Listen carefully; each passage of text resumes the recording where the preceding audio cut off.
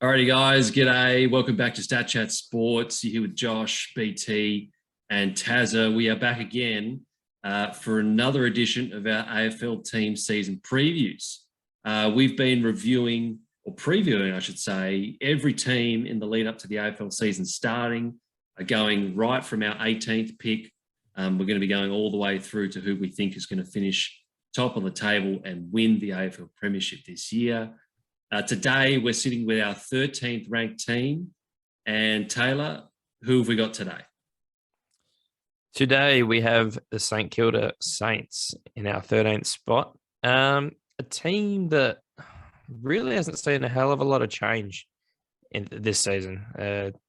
For me, the most when I say balanced, I wouldn't say balanced all across the ground, but it's a team that should be performing, considering they've been together for long enough.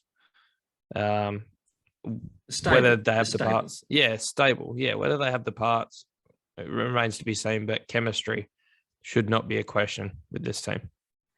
Now, BT, we have them sitting in 13th. I was talking with a massive Saints fan on YouTube, Saints TV, the other day on one of his videos, and he said that if the Saints go injury-free this year, that they should be finishing finals.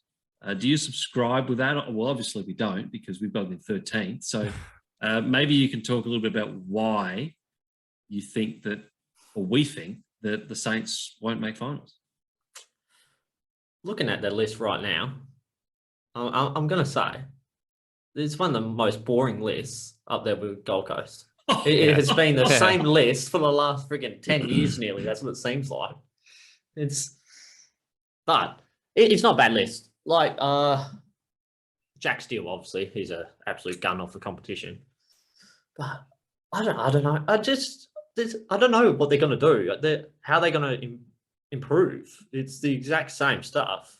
It's just going to have very little top end talent, don't they? Yeah. I mean, you mentioned Steele. Obviously, Max King, we think, is a future superstar of the competition as a key forward. But then you look across that list and that best 22, I mean, it screams out guys that are role players or guys that their best footy's behind them. Well, other than Jack Steele, I honestly don't think, unless Paddy Ryder, unless he goes down and Rowan Marshall's number one ruck for the whole season, I can't see anyone else other than Jack Steele being close to All-Australian. Yeah. None. I think Rowan Marshall has to play number one ruck. I think that he is a really good up-and-coming ruckman. I think Paddy Ryder is over the hill. How old is he now, Taylor? He'd be 33, 34. He'd have to be there at least. Yeah. Yeah. I mean, I was surprised for a while. I was surprised he went for another round, and you'd have to think he's playing second fiddle and just rotating through the forward line. But there's no shortage of tall options up there. I mean, BT, we mentioned King, obviously Membry as well. I mean, it's not like they're short of options in the key forward department. No, and even the small forwards I have there with the Butler and Billings and Higgins and whatnot, it's not a bad forward line. I just don't know what the difference is. Like, they could easily improve or they could easily go down. I think that's why we've got them where they are, because I just can't see them going either way. They didn't bring anyone in. They didn't really lose anyone that's going to make any difference. Yeah, no, you look at those outs of Carlisle, Dunstan, Robertson, Loney. Obviously there's a bit of experience there, but I think collectively they probably played 10 games last year. Yeah, exactly. Between them. So yeah, not a lot of major difference. I think you touched on it, BT. We're having a hard time seeing where the improvement is going to come from St Kilda.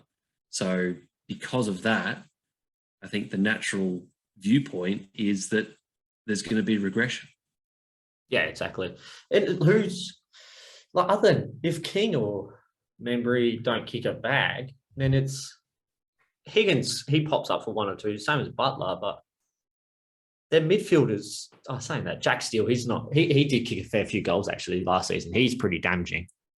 But I just don't know. Like, you Seb Ross, I think he's gone. He started to decline a bit. His few seasons ago, he was up there, but Bradley Hill, who God knows how he's going to play, where he's going to play, half forward, back pocket, wing, who knows where he's going to play. But Hanbury, surely he's gone soon. It's other than Jack Steele, Brad Crouch, he's okay, he's a ball winner, but he's terrible usage. Their midfield, I think it's their midfield where they're going to lack. They've got no good usage other than if Brad Hill's open space with no one around him, then he can deliver the ball. But like I said, I keep coming back to Jack Steele. If he doesn't have a blinder, he had a blinder every game last season. That's what won him games.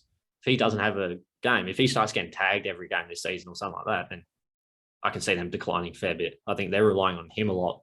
And Max King might improve. He might come out and kick you 40 to 50 goals this season.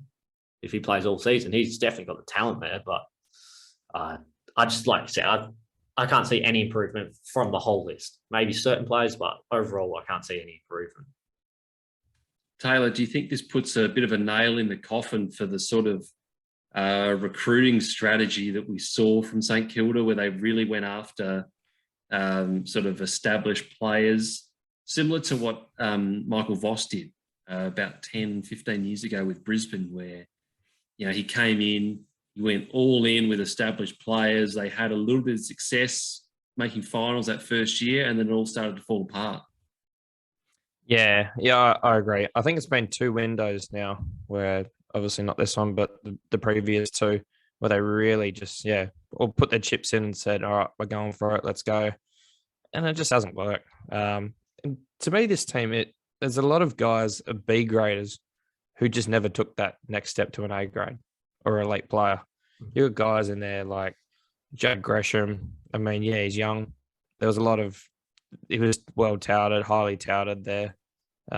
Injury last year. I mean, it remains to be seen how he bounces back.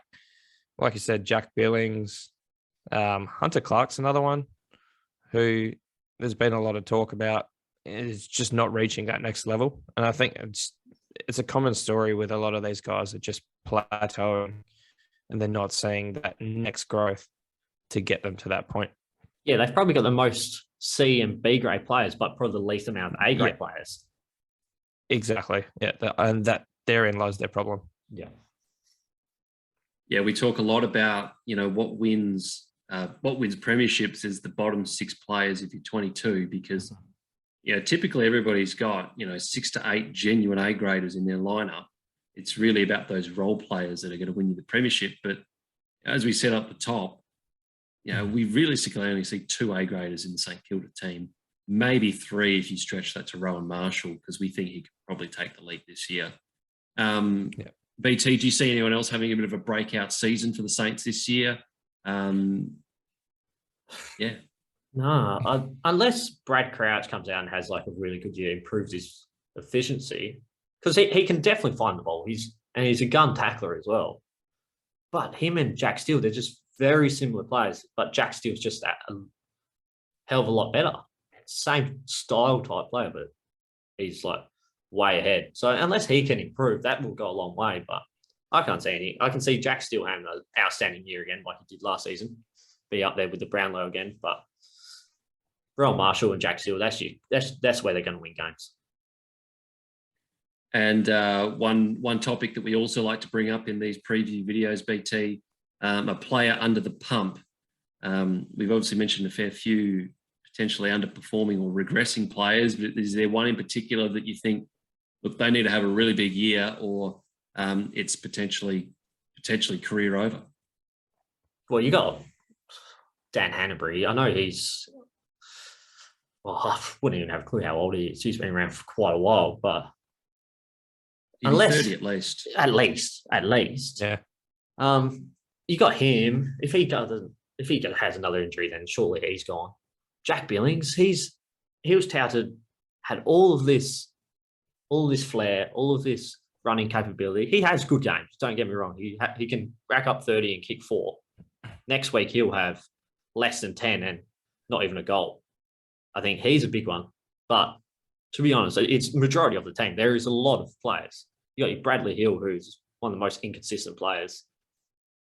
Zach Jones, he had an okay season last season, but I think that their whole team needs to improve.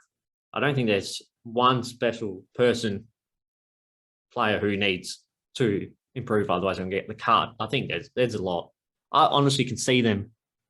I would not be surprised. I know we're going at 13th, but I would not be surprised if they end up bottom 4. Wow.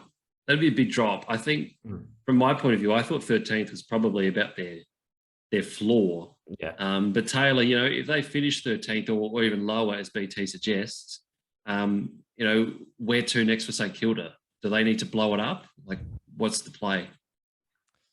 Well, it was the year before last, so I'm pretty sure they made finals. If I'm fairly certain, or they were close. Yeah. So I mean, they made finals. I think if as far as they're concerned, I think they'll just be hoping that last year was an outlier of sorts.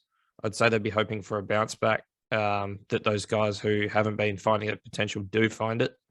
I mean, they haven't done a hell of a lot to remedy that in case it doesn't happen.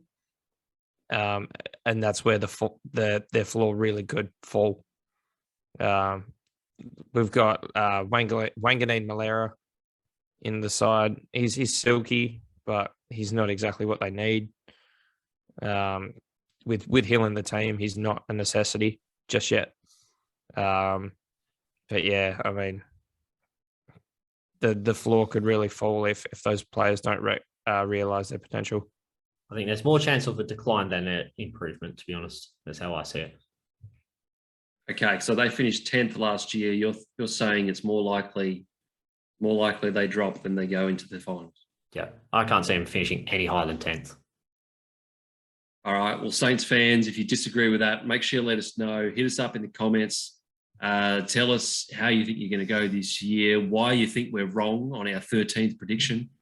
And look, make sure you subscribe to all of our social media platforms to keep up to date with all the latest content, particularly with our AFL previews. We're going to be putting out 3 every week in the lead up to the AFL season.